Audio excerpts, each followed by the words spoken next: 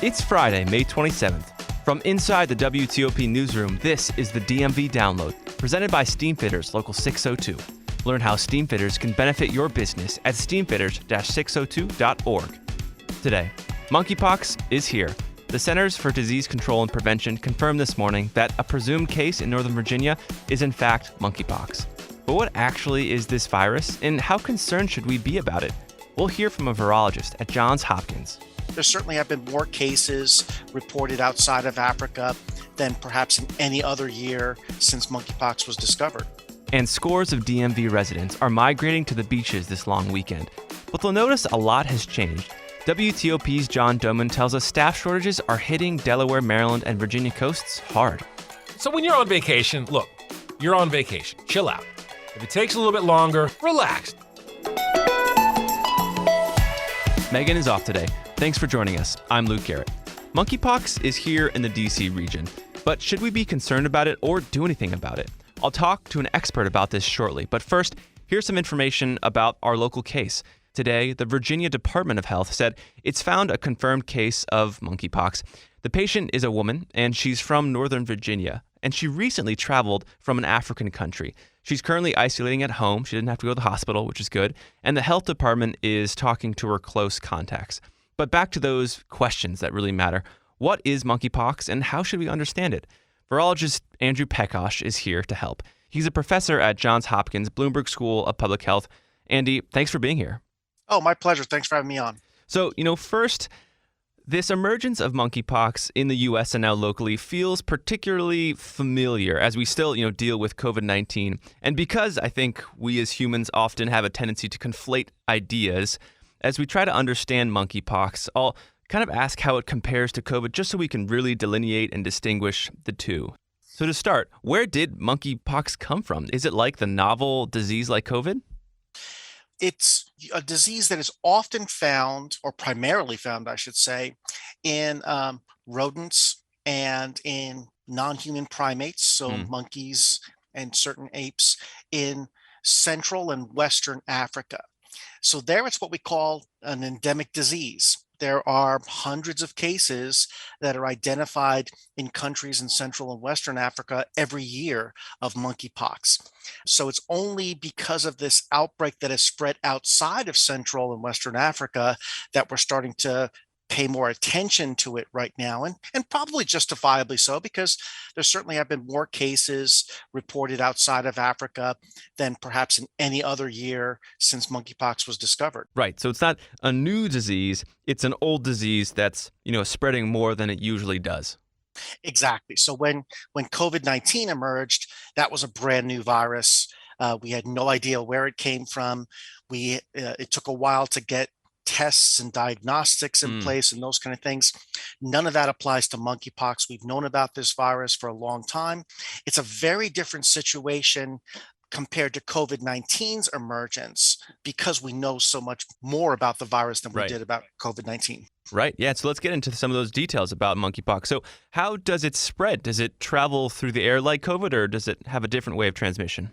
When it comes to humans, transmission is somewhat difficult. It doesn't travel through the air like COVID-19 does, although there's some evidence that in what we call large droplets, meaning if someone coughs or sneezes and you're really close to them, you could pick up the virus that way. Most often it's picked up by long periods of close contact between people, particularly when the person actually has the telltale rashes that are the first real specific signs of the disease. So it's relatively hard to get from another person because it really requires a long period of exposure and doesn't come anywhere close to being as easily transmitted as COVID-19 or influenza or other viruses. And you mentioned kind of that rash, but what are the other symptoms? Yeah, so the first few symptoms are rather nonspecific. There's fever, feeling tired, those types of general symptoms. The first real specific symptom is the appearance of a rash, oftentimes on your face, sometimes on your hands and other parts of your body. Initially, it can be a rather nondescript rash, but then it progresses to these relatively large, what we call pustules, um, Mm, that are then present for several days before they start to dry up, and eventually they will fall off towards the end of the disease. got it. And so, moving to kind of the big question is, how deadly is it? How dangerous is it for humans if, you do get it? Yeah, the West African strain of monkeypox, which is what we think has been causing the outbreaks outside of Africa this year, has a range of mortality. Most people say it's about 1% of cases result in very severe illness or death. Um, Other strains of monkeypox have a slightly higher disease severity. So it's certainly something to pay attention to if you have symptoms. But again, I think if you identify early enough, there are ways that people can be treated for this. Mm, And I think most importantly, you really are only able to transmit once you start to see these symptoms of the rash. mm. So with COVID-19, one of the problems that we have is that you can spread the virus before you show those symptoms. But with monkeypox, you really have to show the rash before you can transmit. And that's good news, because what that means is if you identify people early on, you can really stop transmission chains very, very effectively, much more effectively than we could for COVID-19. Through this conversation, I've learned, this virus, monkeypox, is an older virus. It's been here for a while. We know a lot about it. But why is it spreading outside of these places that it's endemic? Do we know that answer? Not really. What we do know is there may have been some just happenstance that occurred with infected people from Africa going to large parties, and therefore perhaps being what I'll call a super spreader event, right? Where they were infectious, they were in a large party in a close confined situation, and were able to spread that virus to multiple people in that way. That seems like the most likely scenario right now, because many cases can be traced to just a few major outbreaks.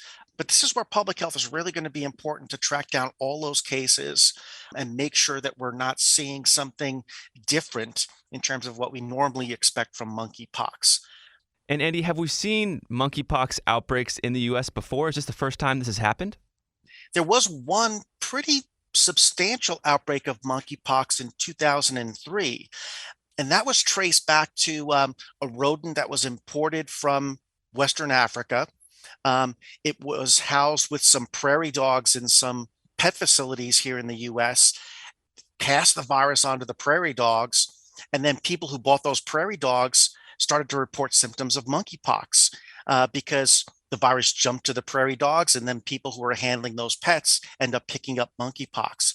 So there were several dozen cases of it in the US there. But again, it didn't spread further than that because the infected animal was the real source of the transmission. Spread from person to person really wasn't that common in that outbreak.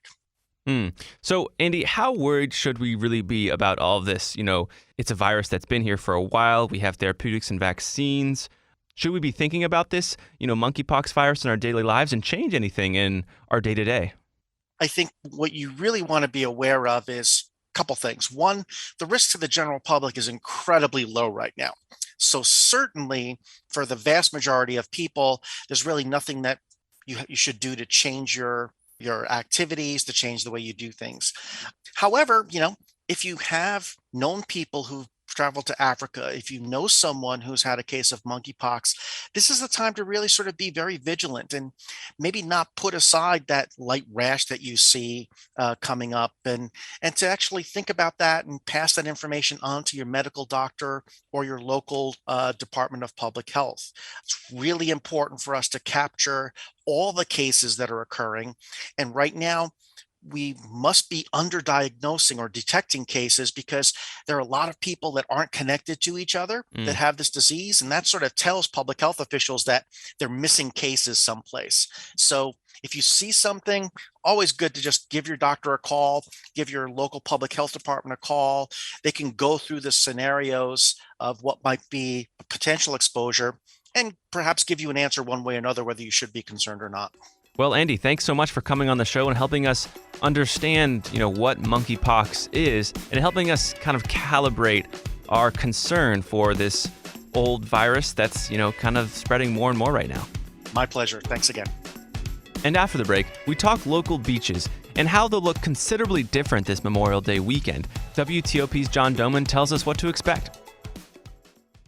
If you want to save money and grow profits on your next commercial, heating, cooling, HVAC, or refrigeration project, go with the men and women of Steamfitters Local 602. You can trust the experience of its workforce, members who have expertise in heating, air conditioning, refrigeration, and process piping to deliver work that's on time and on budget. For a partner you can trust who's mutually focused on your bottom line and to schedule, contact Steamfitters Local 602 at steamfitters-602.org.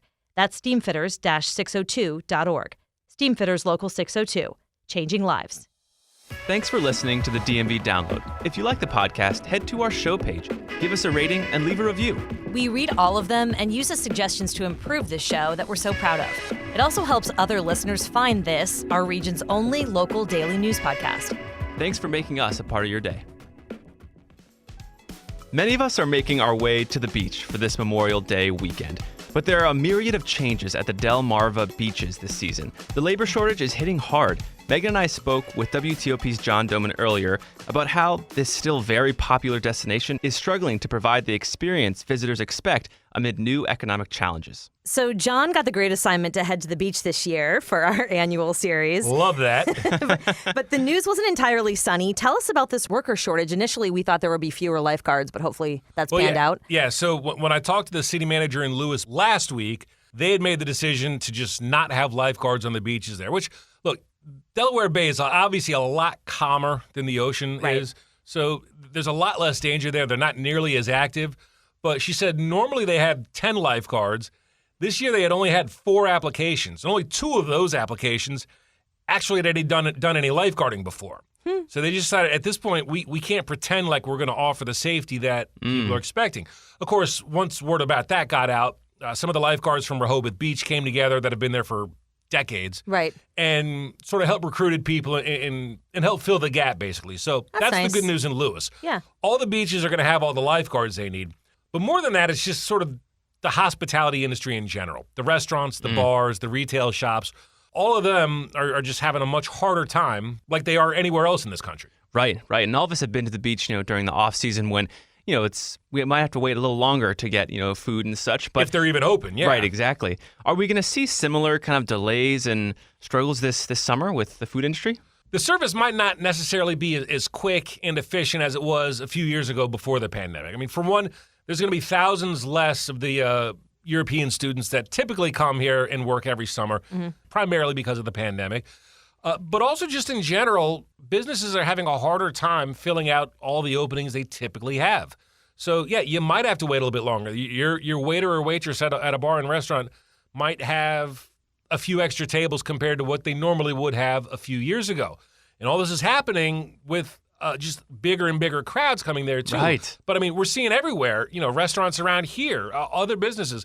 It's just a big mess when it comes to staffing that's going to be really hard to dig out of. And it's hard to keep that in mind if you've been going to the beaches year after year after year, that this year would be different, because for you it feels the same, but the economic challenges have changed. And I thought the housing angle was really interesting because we all know how expensive it is to rent a place there, even just for a week. But that's really an issue, especially in Ocean City, right? I mean, yeah, if you're trying to pay your rent to just stay there for a summer, it's an enormous amount. And I knew people, when I was much younger that did that, worked there for a summer. They had a crappy apartment packed full of other people. Yeah. Right. Well, when the pandemic kind of just shut all of that down, a lot of those apartment people, they turned their properties into vacation rentals now. And so now they're expecting these much higher rents that the people working at the bars and restaurants and the T-shirt shops and all that, they can't afford that. So Ocean City is working. This is a long-term thing. This is going to take years to happen. But they're working with a company that develops basically dormitory-style housing. They do it for colleges. I guess they did it down in Dollyland. Oh. So Dollywood. Whatever the place there in Tennessee is. I've been there. I liked it. Yeah, Dollywood. Well, I've not been there, but I guess they provide housing for seasonal workers there. That it's basically like a college dorm that you would get now. And then the same company does run college dorms as well. They're working on putting the funding together to develop some property in West Ocean City to help seasonal workers with that. But they're going to need multiple numbers of those complexes, too, to make that happen. So, yeah, it's just, so when you're on vacation, look, you're on vacation. Chill out. If it takes a little bit longer, Right. relax. Don't be a jerk. Because, I mean, that was a problem, especially early on, I think, last year or the year before, when people started rushing back and the lines were long and there weren't a lot of people helping out and people were just being rude. When there's no need for it. If you're on vacation, just chill out. Yeah. And I mean, along with the changes to the service, there's also changes to some of the restaurants and their locations. And a lot of them have moved away from those downtown strips you were reporting. So in Rehoboth Beach, yeah, a couple of the businesses that have been there really forever. The Frog Pond, which was on South First Street, and Nicolo's Pizza, which has been there, I think, since the 70s. They're 40, 50 years in business there. They've all left to go out on Coastal Highway further up in Rehoboth. When the Frog Pond did it a couple of years ago, that was for the just basically because most of their local visitors were staying in places out more along Coastal Highway, coming into town, having a hard time finding a parking spot. I was going to say parking. Yeah. Parking is really the brutal thing. There's been a push time and again to get Rehoboth to build this massive parking garage, but the city doesn't want to do it. So depending on who you talk to, how much of that has to do with them moving up to Lewis is sort of up for debate. I mean, Coastal Highway used to sort of be where you went to the outlets, and now, I mean, it looks so different than it did 10 years ago. There's some really huge restaurants. And a lot of places that are really opening up to rave reviews are opening up out that way now, too. Yeah. I mean, downtown Rehoboth still has the really fancy restaurants, but there's so much happening on Coastal Highway where there is less expensive rents and a lot more space and room for your customers to park that the mayor of Rehoboth was just like, look, this is just a sign of how successful it is, that they can go up there and it's going to present new opportunities to someplace else. Right. And with these restaurants finding new locations, that must make room for others to kind of come in. So what new restaurants did you see along the coast? So there's not a lot of new businesses on the Delaware side of things. There's a couple, though. I did go to this place called Above the Dunes in Rehoboth. Talked to them, went back a couple hours later to have dinner with a friend of mine that lives there. Doing that hard work. Yeah, hard work. Had to sit at the bar, look out at the ocean because they're right on the second floor, right looking over the boardwalk, looking on the ocean. Nice ambiance. The food was pretty good. That's one of the new places in Rehoboth. There was a former food truck, I guess, called Taco Rijo that was popular there. They've got a brick and mortar spot out on Coastal Highway now. For Ocean City, it's just some notable changes. I mean, if you're used to going to BJ's on the Water on 75th Street, that's gone. Yeah. If you're used to going to Phillips Crab, my dad loves getting a crab cake sandwich from Phillips Crab House on 21st Street. That's gone too now. Did they move or are they just gone? They're gone. Oh, wow. In BJ's case, it was the family, Billy Carter and his wife. They've owned it for decades. Yeah. They were ready to retire. Right. So yeah, BJ's is now going to be something called the Atlantic Beach House Restaurant. Don't think it's going to be ready to open by the time this weekend comes. So the places that are moving into these long-time destinations, they're going to be familiar to people. You're going to know the names of the restaurants that they own in other locations, but it is a noticeable change. And maybe you're not necessarily as much of a foodie as you are somebody who actually wants to go spend time on the beach or maybe get out in nature. You were reporting about like the new trails, or there's just areas where you can kind of find some nature where you wouldn't expect it. So yeah, Delaware has done a really good job of developing and expanding bike trails. So the main one that the transportation department runs is called the Georgetown Lewis Trail. It basically runs along an old rail line from downtown Lewis all the way out to Georgetown, Delaware, which is the county seat. Now, the trail doesn't go all the way to Georgetown yet, but they're working on it. But in the meantime, you can park right next to a bakery and a distillery that's just off Coastal Highway north of Lewis. Tell me more. Good pretzels at this bakery, too. Pedal into downtown, into downtown Lewis. Lock your bike up, and there you are at the beach. Or, Nice. if you don't like the Delaware Bay side of things, ride a few more miles through some woods, past some houses, and you'll pop right out into downtown Rehoboth. You lock your bike up there, you go to the beach. Wow. It's all right there. These are nice trails. They get a lot of use. They get way more use than they expected. Thousands of people on a summer day will be biking and walking through these trails. And when I was there, it was a Tuesday afternoon. It was a really nice and sunny Tuesday afternoon, but still a Tuesday afternoon, and there was lots and lots of people out there. Wow. Well, taking advantage of it. That's good. Yeah, and so nice trails to bike around on. And John, what about the beaches themselves? How are they looking? Remember all that rain we got a few weeks ago? Yep. It rained for like 2 weeks straight. That was a big storm off the coast, and it pummeled those beaches. So whatever you're used to seeing in terms of a nice wide beach between the water and the boardwalk or the street dunes. or whatever. Yeah. There's a lot less space between the dunes now. So your beach is going to be really, really crowded this year. Especially Ocean City was in much better shape for the most part. And some, it's going to be varying levels of depth, I guess. But there are some places where you might have had 50 yards of beach between the dunes and the water, and it might be down to like 10. It was hard to find a spot just to put a blanket down. That wasn't going to get washed away when high tide came. John Domen, our beach correspondent, God love him. Thanks for helping us set expectations. We can still have fun, but it will be different this year. Absolutely. Hey, there's lots of places to go and have fun. Just, if you're going to the sand, stretch out, get there early so you can claim your spot. And just again, remember, you're on vacation. Relax and have fun. Good words. Thanks, John. And before we go, if you're a DC resident like me, today is actually the first day that you can submit your mail-in ballot for DC's primary election, which is scheduled on June 21st. So, you can fill out your ballot and then put it in a drop box that are positioned, across the city. But when you're putting that ballot in the drop box, make sure you're not putting it into the COVID-19 drop box. Both boxes, and I've said boxes about 10 times now, look very similar. Same height, same width, different writing, but, the mistake could easily be made. DC election officials are actually spreading the word to make sure, voters aren't making that mistake. Now, if you do accidentally put your ballot into the COVID-19 testing drop box, they do have protocols in place to, switch them and your vote will be counted. But just thought I'd give you all a heads up. And that does it for us today on the show. Thanks for joining us for the DMV Download. We're sponsored by Steamfitters Local 602. Today's show is produced by me with the help of our WTOP intern, Rosie Hughes. Our managing editor is Craig Schwab, and our music is by Real World. Give us a review and rate our show if you get the chance. You can also follow us on social media where we post content every day. You can find out more about this podcast and become one of our VIP listeners at dmvdownload.com. The DMV Download is a product of WTOP News.